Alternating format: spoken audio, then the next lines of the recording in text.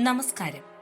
Indian സൈന്യത്തിന്റെ drone സാങ്കേതിക മേഖലയെ ശക്തമായൊരു സുരക്ഷിത വലയത്തിന് കീഴിലാക്കാൻ ഒരു പുതിയ സൈബർ സുരക്ഷാ ഫ്രെയിംവർക്ക് അഥവാ നിയമരേഖ ഏർപ്പെടുത്താൻ പോവുകയാണ് കേന്ദ്ര പ്രതിരോധ വകുപ്പ്.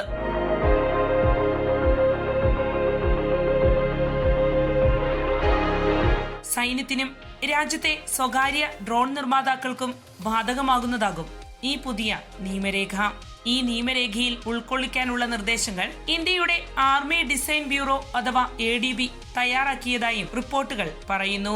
രാജ്യത്തെ സൈനിക ഡ്രോൺ സാങ്കേതിക മേഖലയ്ക്കായി സൈബർ സുരക്ഷാ ഫ്രെയിംവർക്ക് അഥവാ നിയമരേഖ തയ്യാറാക്കാൻ തീരുമാനമെടുത്തതിനു പിന്നിൽ പല കാര്യങ്ങളുണ്ട്. അതിൽ ഒന്നാമത്തേത് ചൈനീസ് ഘടകങ്ങൾ ഉൾച്ചേർത്തുകൊണ്ടുള്ള ഡ്രോൺ നിർമ്മാണം ഒഴിവാക്കുക എന്നതാണ്. സൈന്യം ഉപയോഗിക്കുന്ന ഡ്രോണുകളിൽ അനധികൃതമായ ചൈനീസ് ഹാർഡ്വെയറും സോഫ്റ്റ്വെയറും തടയുന്നതിനായി നിയമരേഖയിൽ കർശനമായ നിയന്ത്രണങ്ങൾ വരുത്തും.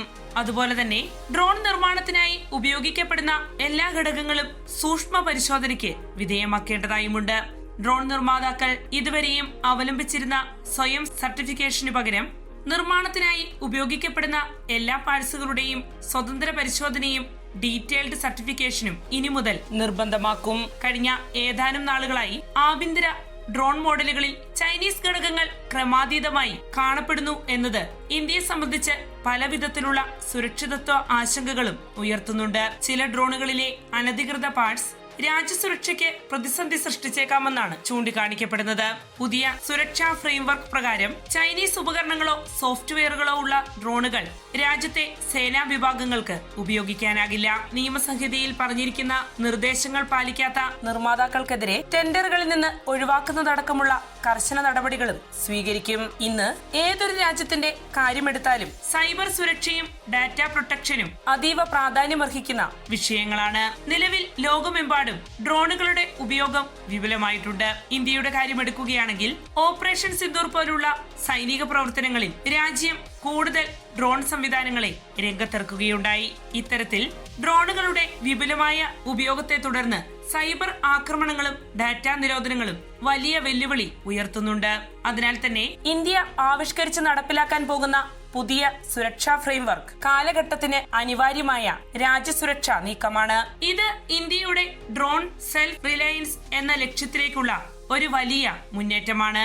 ഇന്ത്യയുടെ ഇൻഡിജീനിയസ് ഇൻഡസ്ട്രിക്ക് ഈ നയം ഏറെ ഗുണം ചെയ്യും, സുരക്ഷാ വിദഗ്ധർ വിലയിരുത്തുന്നു.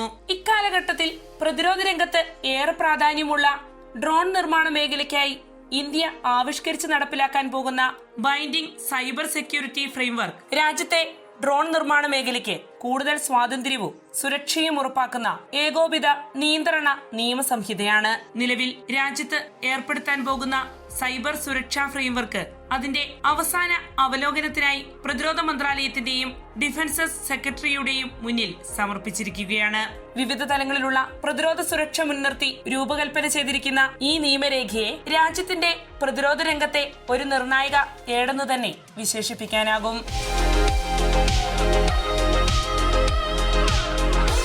വാർത്തയുടെ നിറം തേടി തനിനിറം.